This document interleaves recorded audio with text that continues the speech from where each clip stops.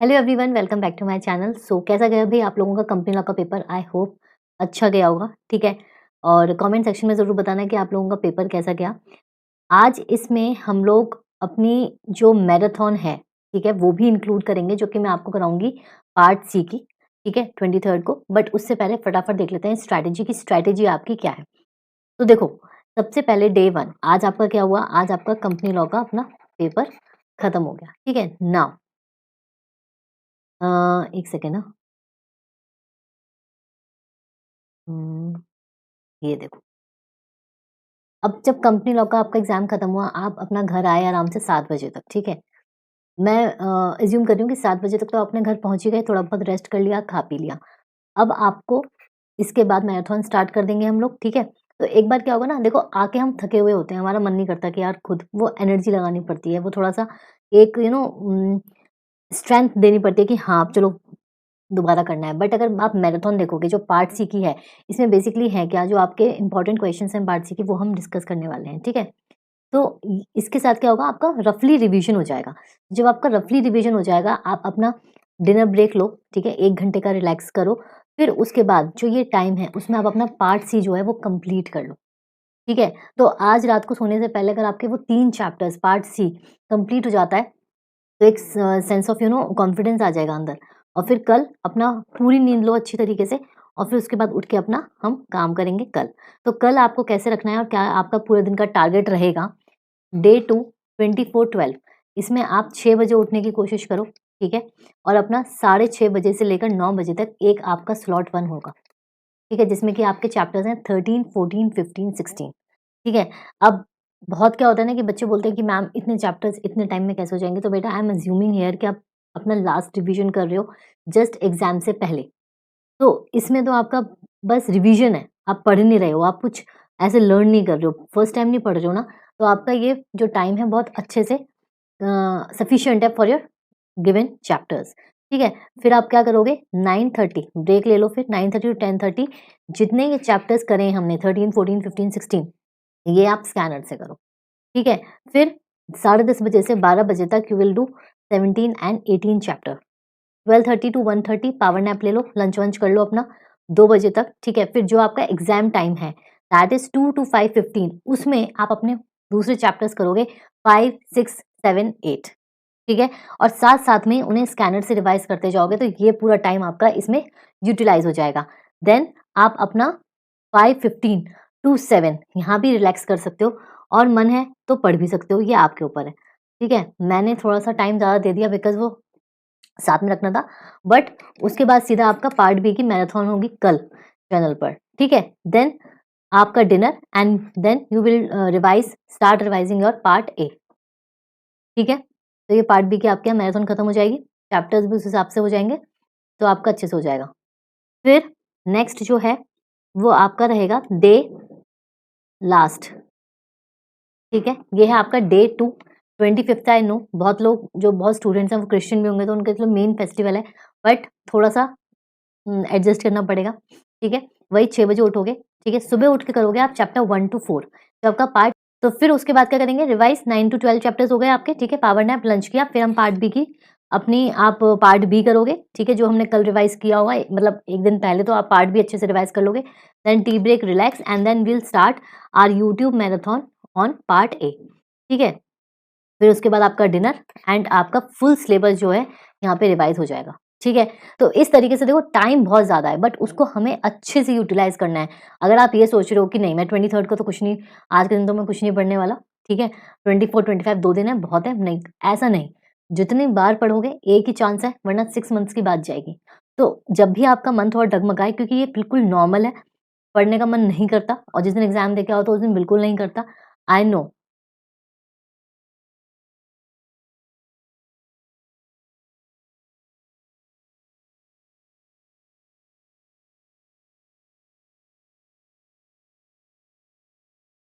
I know उस दिन पढ़ने का मन नहीं करता, but still you have to, क्योंकि आपको अपने 6 महीने बचाने हैं। ठीक है, तो थोड़ी सी स्ट्रगल कर लो, थोड़ा सेक्रीफाइस कर लो, है ना। और नींद पूरी लेनी है, जो मैं आपको बोल रही हूँ, नींद पूरी लेनी है। नींद पूरी नहीं लोगे तो वहाँ माइंड थोड़ा सा रिलैक्स नहीं रहेगा, फ्रेश नहीं रहेगा, और आपको फिर अननेसेसरी प्रॉब्लम होगी। ठीक है, देन आपका जो है ये एग्जाम डे है, ठीक है। एग्जाम डे में आपका क्या करना है, देखो जिस टाइम उठ रहे हो अपना आराम से उठो, ठीक है, अकॉर्डिंग टू योर सिलेबस कि आपको कितना रिवीजन करना है कितना नहीं है। और फिर उसके बाद BF नहीं लंच करके ज़रूर जाओ प्लीज़, ठीक है, वो आपके लिए मस्ट है, मस्ट। खाली पेट कुछ नहीं होता है ठीक है, तो अपना पेट भर के अच्छे से जाओ, इतना भी मत भर लेना, थोड़ा लाइट खाना, इन द सेंस कि ऑयल नहीं, एंड आराम से अपना खा के जाओ, ठीक है, ताकि आराम से फोकस होके आप अपना पेपर दे सको। जो बच्चे ग्रुप 1 दे रहे हैं सिर्फ, उनके लिए सिर्फ एक पेपर और है टैक्स का, इसके बाद तो अपनी जितनी भी आपने 6 महीने की अपनी वो लगाई है ना मेहनत, वो आपको पूरी करनी है। बस उसका रिवॉर्ड लेने का टाइम आ गया है, ठीक है, इसलिए मैं बोल रही हूँ सिर्फ और सिर्फ 2-3 दिन और फिर यू आर डन। अब स्टार्ट करते हैं हम अपना पार्ट सी का रिवीजन, ठीक है। तो now will start part C revision, ठीक है। इसमें आपके बेसिकली 3 चैप्टर्स हैं, winding up, insolvency and dormant company, ठीक है। तो इसमें आपके जो इंस्टीट्यूट के तरफ से क्वेश्चंस आते हैं वो आते हैं आपके 5 एंड 6, ठीक है। क्वेश्चन नंबर 5 है, A. In a winding up petition filed before NCLT, one of the recognized trade union raised its voice against such winding up for the reasons interior that the closure of the unit affects the livelihood of the workers employees। कि अगर आप winding up करते हो तो उससे क्या है, जो उसमें काम कर रहे हैं लोग उनकी लाइवलीहुड पे फर्क पड़ेगा। तो decide by the workman have a right to be heard before petition winding up petition is admitted. देखो जब भी वाइंडिंग अप होती है, ठीक है, किसी भी कंपनी की, नो मैटर व्हाट, कि वो लिस्टेड है अनलिस्टेड है क्या है, जो उसमें लोग काम कर रहे हैं उनको फर्क पड़ेगा ही पड़ेगा। तो इसलिए जब आपने चैप्टर पढ़ा होगा उसमें आपने देखा होगा कि ऑब्जेक्शन रेज किया जाता है और फिर उसके बाद जो ड्यूली प्रोसेस होता है उसके बाद डिसीजन लिया जाता है, ठीक है। तो इसमें भी सेम है। Let's see the answer. The workers of the company are entitled to appear at the hearing of the winding up petition whether to support or oppose it। Basically उनको क्या है, entitled, they are entitled to appear at the hearing of the winding up petition। They have a locus standi to appear and be heard both before petition is admitted and an order for advertisement is made as also after the admission and advertisement of the petition until an order is made for winding up. मतलब जब तक उसका winding up का order नहीं आता है, they are entitled, उनका हक बनता है कि वो अपीयर हों। It is in the view of judgment of Supreme Court in National Textile Workers Union versus PR Ramakrishnan that the workers union have a right to be heard before winding up petition is admitted and an order. तो basically जब वो admit होगी petition तब भी और उसके बाद भी they have a right to be heard, ठीक है। तो इसमें ऑब्वियसली ये जो चीज़ है ये होगी, और ये चीज़ जो है वो आपने अगर जैसे यहाँ पर डिसाइडेड केस लॉ इसने मेंशन किया, आपको नहीं आता, तो in one of the judgment of the supreme court या in one of the decided cases it was held, और फिर आप यहाँ से कर लो कि worker unions have a right to be heard, ठीक है, ऐसे करके आप उसे कर सकते हो। Now move to second question, second part. In case of unique metals limited all the creditors have been satisfied, ठीक है। in case of unique metals limited all the creditors have been satisfied, can adjudicating authority without waiting of 180 days for resolution process approve the resolution plan under section 31 of IBC। बताओ, ये तो इतने अच्छे से मैंने अपने स्टूडेंट्स को पढ़ाया, जो वीडियो देख रहे हैं उनको तो अच्छे से पता चल गया होगा कि इसका क्या है answer.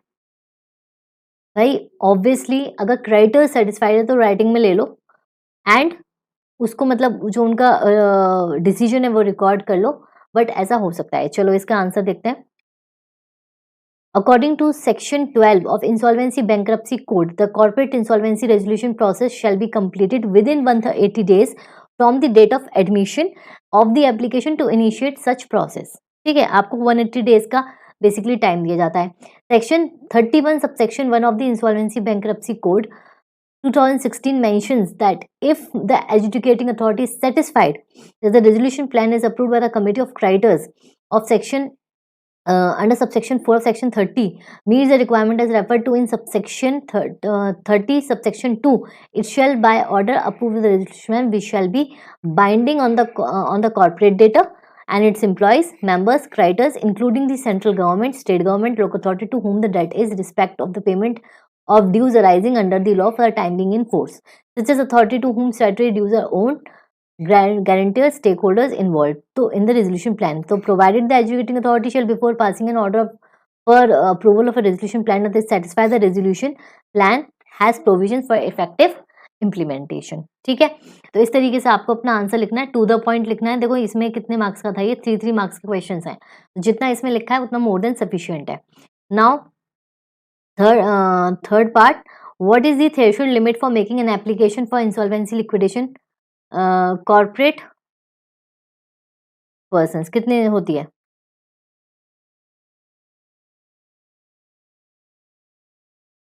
5. See, the provision relating to insolvency liquidation of corporate debtors shall apply to matters relating to insolvency and liquidation corporate debtors worth minimum amount default of 1 crore rupees. ठीक है, provide central government by notification specify minimum amount of default of higher value which shall not more than 1 crore rupees. तो इसमें जो limit है वो 1 crore rupees है. Provided further central government by notification specify such minimum default of higher value which shall not be more than 1 crore rupees for the matters pre-packaged of insolvency process of corporate debtors. ठीक है, तो ये है, इसकी जो limit है वो 1 crore rupees है. नाउ आपका क्वेश्चन आ गया डोरमेंट कंपनी से. Dormant company, what are the various compliance requirements by dormant company and can a petition for winding up made by profit making company? ये एक्चुअली क्वेश्चन ऊपर answer सब एक साथ है ना नीचे, तो पहले हम डोरमेंट कंपनी का क्वेश्चन देखते हैं. Compliance requirement by dormant company. Dormant company basically होती कौन सी कंपनी है? जो एक तरीके से आपकी इनएक्टिव कंपनी होती है. ठीक है, जिसमें कोई भी फाइनेंशियल ट्रांजेक्शन नहीं हुई पास्ट आपके 2 ईयर्स से. ठीक है, तो ROC maintain the register of dormant companies. The compliance requirement to retain the status of dormant company are as follows. Dormant company shall have a minimum number of 3 directors in case of public company. जो basic requirement है आपकी, ठीक है, जो basic requirement है minimum number of directors and members वो आपको रखनी है. A dormant company is required to file return of dormant company in form MSC3 annually, indicating financial position duly audited by chartered accountant in practice, along with such annual fee as provided in the companies within the period 30 days from the end of each financial year. ठीक है, ये आपको maintain करके रखना है. Dormant company shall continue to file return और returns of allotment and change in directors in the manner and within the specified in the act whenever the company allots any security to any person or there is any change in the directors of the company. A dormant company need not enclose cash flow statements in its annual accounts. Need not enclose cash flow statements. ठीक है, a dormant company is required to convene at least one board meeting. देखो basically क्या होती है ना, ये इतनी active companies नहीं होती, तो इनकी जो कंप्लाइंस रिक्वायरमेंट होती है ये भी बहुत कम होती है. इसलिए उससे बोला कि कैश फ्लो स्टेटमेंट क्लोज करने की जरूरत नहीं है, प्लस आप बोर्ड मीटिंग एक कर लो, कम से कम एक तो कर लो. Directors in each half calendar year and gap between the 2 meetings not less than 90 days. ठीक है, ये जो मेरे स्टूडेंट्स हैं मैंने इनको एग्जाम्पल देके बहुत अच्छे से समझाया था क्लास में, तो वो रिलेट कर पा रहे होंगे. ठीक है, the provisions of the Companies Act 2013 relation to rotation of auditors are not applicable to a dormant company. ठीक है, तो बेसिकली जो बड़े बड़ी चीजें हैं वो इन पे एप्लीकेबल नहीं होता. If a company has not obtain the status of dormant company under section 455 और has not made any application for it, has not been carrying on any business or operation for a period of 2 immediately preceding financial years, the registrar may remove the name of the company from the register of companies under section 248. 248 का कौन सा है? जो strike off का आपका section है. ठीक है, of the Companies Act after sending a notice to the company and all the directors of the company. जो आप इसमें स्ट्राइक ऑफ भी पढ़ा होगा इसके साथ, तो आपको पता चला होगा कि क्या प्रोसेस होता है. ठीक है, और हाँ इसी के साथ अगर आपको यहाँ पे सेक्शंस याद नहीं हो रहे हैं तो डू नॉट वरी, चलता है इतना. ठीक है, आप अभी एग्जीक्यूटिव लेवल पर हो, तो बस गलत कोट मत करना अपने सेक्शंस, अदरवाइज ठीक है. सो ये आपका वही हो गया. ठीक है, अब इसका जो लास्ट क्वेश्चन है वो हम देख लेते हैं, then you are done with your part question number 5. ठीक है, can a petition for winding up made by profit making company?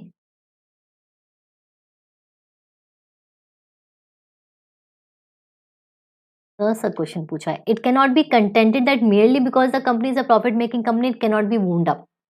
Once the company court has come to the conclusion that substantial amounts are undisputedly due and payable by the company to the creditor, there is no question of dismissing the petition or winding up merely on the ground that company is not profit making company.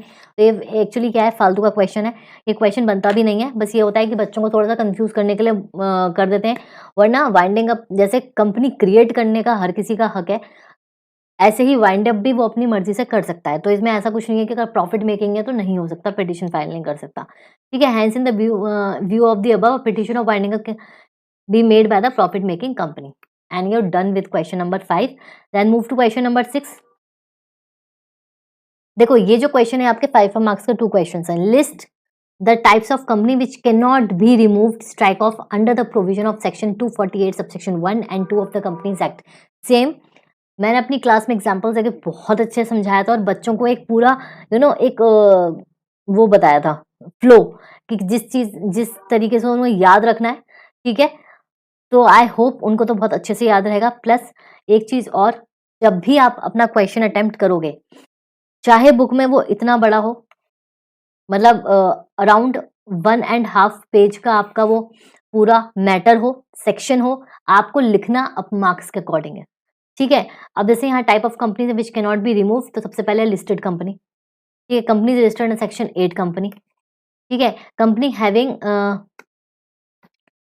Having charges which are pending for satisfaction. Companies whose application compounding is pending वाले मैंने याद कराए थे एक साथ. ठीक है, companies against which prosecution of an offense is pending. Vanishing companies that have been delisted due to non compliance. तो बेसिकली जितना उन्हें नौटंकी कर रखी है, देखो लिस्टेड कंपनी हो गई बहुत बड़ी, जो क्या नहीं हो सकती, वो स्ट्राइक ऑफ नहीं हो सकती under section 248 and 1 and 2, because उसमें और भी रेगुलेटर्स का इन्वॉल्वमेंट होगा. ठीक है, और भी उनका इन्वॉल्वमेंट होगा. दैट्स वाई वो इस तरीके से उसको नहीं कर सकते. लिस्टेड कंपनी बहुत बड़ी कंपनी होती है. फिर सेक्शन 8 कंपनी, क्योंकि नॉन प्रॉफिट ऑर्गेनाइजेशन कंपनी है. देन आपकी वैनिशिंग कंपनी. ये आपकी 3 अलग टाइप की कंपनीज हो गई. उसके बाद जो है सारा कुछ नॉन कंप्लाइंस, प्रोसिक्यूशन पेंडिंग, ये पेंडिंग, वो वाले सारे मैटर्स हैं. ठीक है, चलो अब next question. Describe the procedure mentioned in section 53 of insolvency bankruptcy code for distribution of assets. Okay, वही क्या.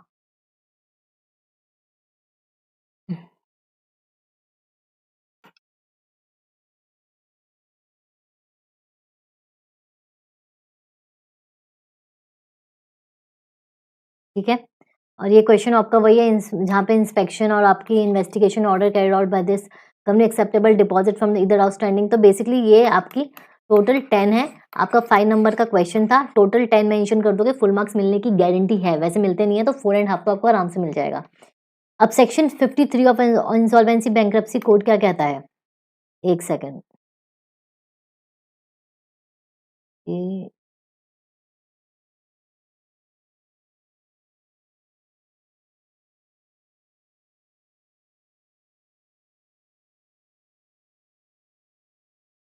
चलो. तो ये जो आपका सेक्शन है 753, वो क्या कहता है? Provide the manner distribution of assets in case of liquidation and order of priority of distribution. Basically जब आपकी इंसॉल्वेंसी होती है, जो आपकी कंपनी के असेट्स हैं, उनको आप किस बेसिस पे डिस्ट्रीब्यूट करोगे, ठीक है, क्या प्रायोरिटी रहेगी, तो वो सारी चीजें बताई हैं. This order of priority is also known as waterfall arrangement since each of category of person comes in priority after the previous one, notwithstanding anything to the contrary contained in any law enacted by the parliament or state legislation for time being in force, the proceeds from the sale of liquidation assets shall be distributed in the order of priority. एक चीज ध्यान रखना, जैसे भी distribution होगा, order जो रहेगा वो आपका प्रायोरिटी बेसिस रहेगा within such period and in such manner as may be prescribed. सबसे पहले insolvency resolution process cost and liquidation cost paid in full. सबसे पहले जो आपका प्रोसेस चल रहा है उसी से स्टार्ट करेंगे कि जो उसकी कॉस्ट आई है, ठीक है, वो आप कर दो फुल में. Following debts shall rank equally between and among the following: workman dues for a period of 24 months preceding the liquidation commencement date, debts owed to the secured creditor in the event of secured creditor has this under section 52, wages and the unpaid dues owed to the employees. Basically क्या है, सबसे पहले तो देखो जो insolvency का जो खर्चा आया है वो आप कर दो फुल. उसके बाद जो भी चीजें बाहर की हैं, लाइक एम्प्लॉयज, वर्कर्स, आपके जो डेट्स हैं, ठीक है, वेजेस हैं, फाइनेंशियल डेट्स हैं, फॉलोइंग, तो ये ना आपकी रैंक बहुत जरूरी है, मतलब फ्लो प्रायोरिटी बेसिस पे जो लिखा है वो बहुत जरूरी है. तो इसको इसी तरीके से याद करना. Financial debts owed to unsecured creditors. पहले क्रेडिटर्स की बात कर ली, सिक्योर्ड क्रेडिटर्स की, फिर अनसिक्योर्ड क्रेडिटर्स आएंगे. ठीक है, following dues shall rank equally between and among the following: any amount due to central and state government, including amount to be received on account of consolidated fund of India and consolidated fund of state in if any in respect of whole or any part of period of 2 preceding financial years. preceding the liquidation commencement date, ठीक है, any remaining debt dues and preference shareholders if any. फिर आपका last है equity shareholders और partner as the case may be, any contractual arrangements between recipients above the equal ranking if districting this. तो ये आपका पूरा हो जाएगा, ठीक है. नाउ ये जो आपका पेपर था ये दिसंबर 22 का, ठीक है. इसके बाद जो हमारा लेटेस्ट पेपर था वो हम करेंगे, ठीक है, और वो है आपका जून 23 का क्वेश्चन, ठीक है. तो इसमें सबसे पहले जो क्वेश्चन नंबर 5 है वो है differentiate between defunct company and vanishing company. Vanishing company अभी हम ऊपर पढ़ के आए हैं, ठीक है. वैनिशिंग कंपनी बेसिकली क्या होती है, देखो डिफंक्ट कंपनी है company which has failed to commence business operation within 1 year, ठीक है, जब से उसने बनाए हैं within 1 year from the date of registration without any proper reason. मतलब कोई चीज हो गई ना, आपने स्टार्ट करी बट वो चली ही नहीं. तो a company which has failed to commence business operations within 1 year from the date of registration without any proper reason and which is beyond the control of the company or where company has no assets or liabilities. Again, if a company is not filing its balance sheet for many years then also it comes to be defunct company. तो basically इसमें क्या है, इसमें आपकी 2 conditions हैं. सबसे पहले कि कोई रीजन नहीं, कुछ नहीं, बट कंपनी चली ही नहीं, ऑपरेशनल हुई ही नहीं, और जो आपके उसके असेट्स हैं, लाइबिलिटीज हैं, वो कुछ नहीं है. सेकंड, अगर उसने अपनी बैलेंस शीट जो अपने वो एनुअल अकाउंट्स हैं, जो एनुअल फाइनेंशियल स्टेटमेंट्स हैं, वो उसने बहुत टाइम से भरी ही नहीं है, तो भी वो डिफंक्ट कहलाएगी, ठीक है. तो ये तो हो गया आपका डिफंक्ट कंपनी का. Vanishing company, a company registered under the Companies act और प्रीवियस कंपनी लॉ जो भी है आपका, ठीक है.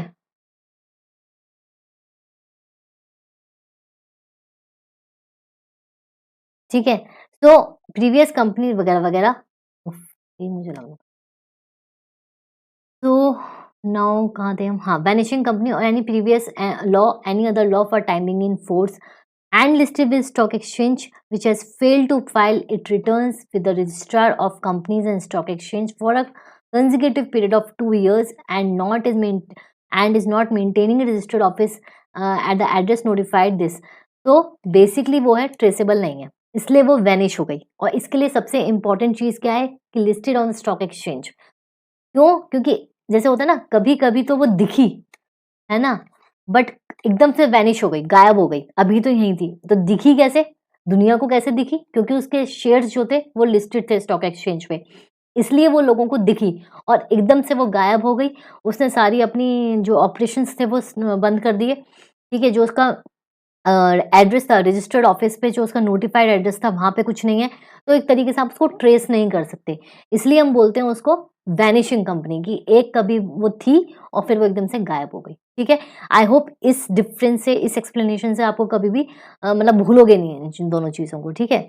देन आपका question number 2, what do you mean by pre-packaged insolvency process, resolution process, and what is the eligibility and time for completion of PPIRP?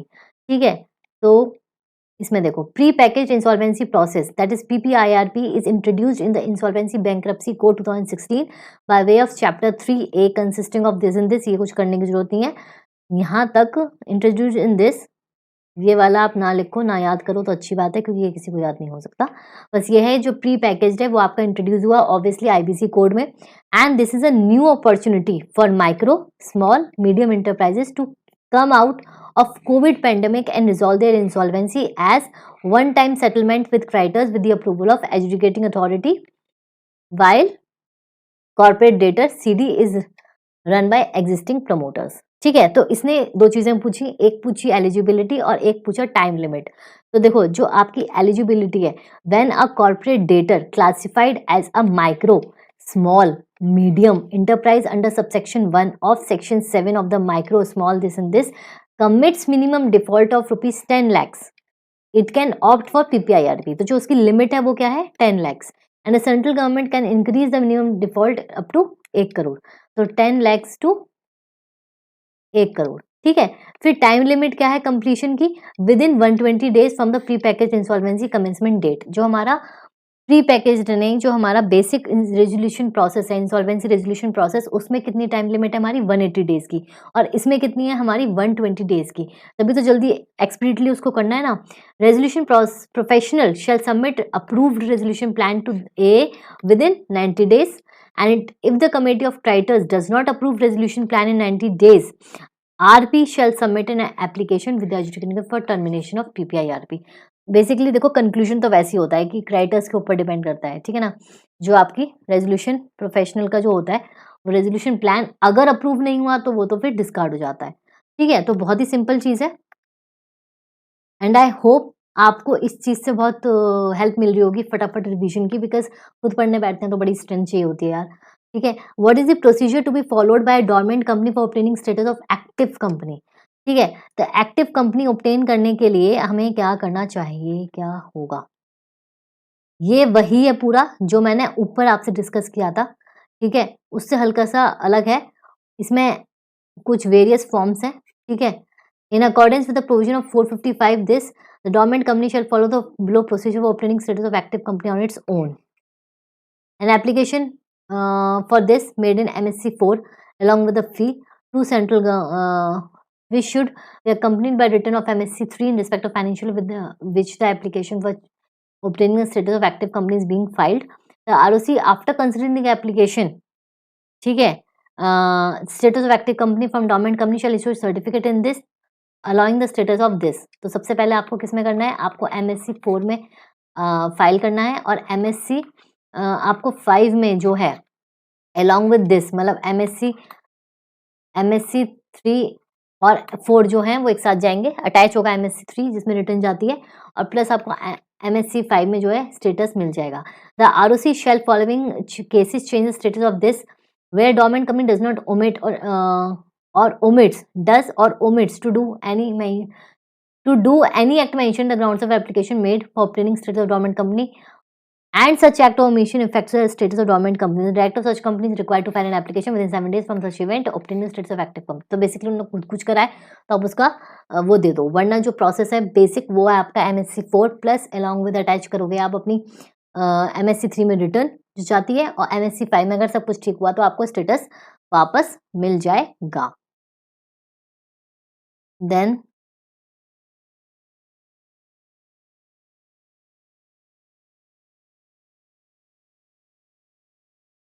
ठीक है, Dev has been appointed for as the interim resolution professional IRP in respect of corporate insolvency resolution process admitted by AA against Supriya Limited.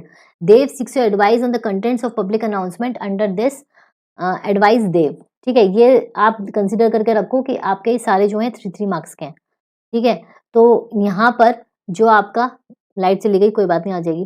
तो ये जो आपके points हैं previous question में जो देख रहे थे ये सफिशिएंट थे और ये सब लिखने की जरूरत नहीं है, ठीक है, क्योंकि 3 मार्क्स का है और हमें टाइम भी दिमाग में रखना है। अब देखो section 15 of insolvency bankruptcy code makes mandatory for interim resolution professional to make public announcement और कॉर्पोरेट दिस, ठीक है, name and address of the corporate debtor, ठीक है, last date of submission, claims, details of interim, ये सब आपका दे रखा है, आप इजिली कर लोगे इसको, ठीक है। Definition of inactive company can be found in explanation of this. Inactive company means company which has not been carrying on business or operation, has not significant accounting transaction, has not filed financial statement annual returns during last 2 years. 455 provides where the company is formed and registered this to feature this, ये dormant company। इन दोनों में basically difference आया था आपका last. देखो जो हमने last question किया था ये वाला 5A में, वो डिफंक्ट और वैनिशिंग कंपनी था, इसमें आपका इनएक्टिव कंपनी था। इनएक्टिव कंपनी भी खाली एक्सप्लेन कर देते तो कुछ ज़्यादा नहीं, बट अगर उसने गाइडलाइंस आंसर्स में डोरमेंट कंपनी का भी लिखा है तो इट्स गुड, क्योंकि डोरमेंट कंपनी भी एक बस थोड़ा सा रहता है, फिर उसके बाद ये सेम हो जाती है। Question number 6, BBIL is unlisted public company, the company is insurance business है उसका। BBIL has incurred huge losses and applied for striking off its name from after making due payments to all the creditors. The registrar of companies requires no objection certificate from the appropriate regulatory authorities. Whether the NOC is required, explain। सबसे पहले तो आप क्या है थोड़ा सा अपना जो, क्योंकि 5 मार्क्स ईच है, 2 क्वेश्चन आते हैं आपके इसमें, आप क्या करोगे, आप पूरा अपना एक्सप्लेन करोगे, ठीक है। देखो एज पर रूल 4, ये किसी को याद नहीं रहता तो मैं बच्चों को पढ़ाती भी नहीं हूँ, बस ये है कि no objection certificate from appropriate regulatory authority concerned is required in case of companies regulated under the special act which shall be attached to the application in form STK2। The said NOC is required in the case of following companies। तो किस किस में आपको no objection certificate की requirement है। Companies which have conducted और conducting non banking financial investment bankings वगैरह वगैरह, ठीक है, ये आपकी वही फाइनेंशियल इन्वेस्टमेंट। देन सेकंड वही हाउसिंग कंपनीज, ठीक है, हाउसिंग फाइनेंस। फिर आपको आ गई इंश्योरेंस कंपनी, तो ये इंश्योरेंस कंपनी आ गई, तो इसका मतलब इसको नॉन ऑब्जेक्शन सर्टिफिकेट की रिक्वायरमेंट है। तो accordingly BBIL is required NOC from the appropriate regulatory authority. This, तुम खुद सोचो कि इतना सिंपल क्वेश्चन, और अगर आपको 5 मार्क्स में आंसर करने तो आप तो बहुत अच्छे से करो, ठीक है। और आज शाम को 7 बजे मेरा अनअकैडमी पे भी सेशन है, ठीक है। तो अभी तो क्लास ये वाली चल रही है, वो आप बाद में भी देख सकते हो, जिसमें कि मैं आपको ओवरऑल थोड़ा-सा बताऊँगी इम्पोर्टेंट क्वेश्चंस। तो इसके बाद जो आपका टाइम फ्री रहेगा, मैं आपको लिंक दे दूँगी, आप बाद में भी चेकआउट कर सकते हो, ठीक है। मतलब देख लेना। Removal of name of the company from register of companies, ये मैंने पहले भी एक्सप्लेन कर दिया था, तो ये पूरा आपका ये रहेगा, ठीक है। एसटीके वाली जो है स्ट्राइक ऑफ वाला ये क्वेश्चन है आपका। तो ये जो सारा कुछ है, ये आपका पार्ट सी जो है हमने अच्छे से कर दिया। इसमें आपके दोनों जो पास्ट ईयर के क्वेश्चन पेपर्स थे, उनके जो क्वेश्चन थे वो मैंने एक्सप्लेन कर दिया। तो आई होप आपको अच्छे से समझ आ गए होंगे, और प्लस विदाउट एफर्ट, थोड़ा एफर्ट्स नहीं लगाने पड़े होंगे, आपने अच्छे से सुना भी होगा, तो आपका काइंड ऑफ रिवीजन हो चुका होगा। अब जो आपकी स्ट्रैटेजी जो मैंने अभी इसके पहले आपको बताई थी, उसमें आपका क्या है, आप डिनर करो एंड देन आप अपना पार्ट सी कर लो। तो अभी जो मैंने पढ़ाया, अगर उसी के साथ पार्ट सी रिवाइज करोगे, देखो स्ट्रैटेजी बनाना भी एक थोड़ा सा वो रहता है। मैंने स्ट्रैटेजी उस तरीके से बनाई है ताकि आपका जो मोमेंटम है वो टूटे भी ना, और थोड़ा-थोड़ा आप करते भी रहो, ठीक है? इसलिए मैंने पहले पार्ट सी का आपको रिवीजन करा दिया। अब आप खुद लेके बैठोगे, आपको बहुत जल्दी अच्छे से रिवाइज़ होगा और एक मोमेंटम बन जाएगा। देन सुबह उठ के फ्रेशली आपको अपनी कल की जो स्ट्रैटेजी है वो फॉलो करनी है, ठीक है? और हाँ, सबसे इम्पोर्टेंट चीज़, इससे रिलेटेड जो अमेंडमेंट्स हैं, वो आपको मेरे लीगल ब्रेन जो मेरा टेलीग्राम चैनल है, उस पे मिल जाएगी, ठीक है? लिंक डिस्क्रिप्शन में होगा, तो आप देख लेना।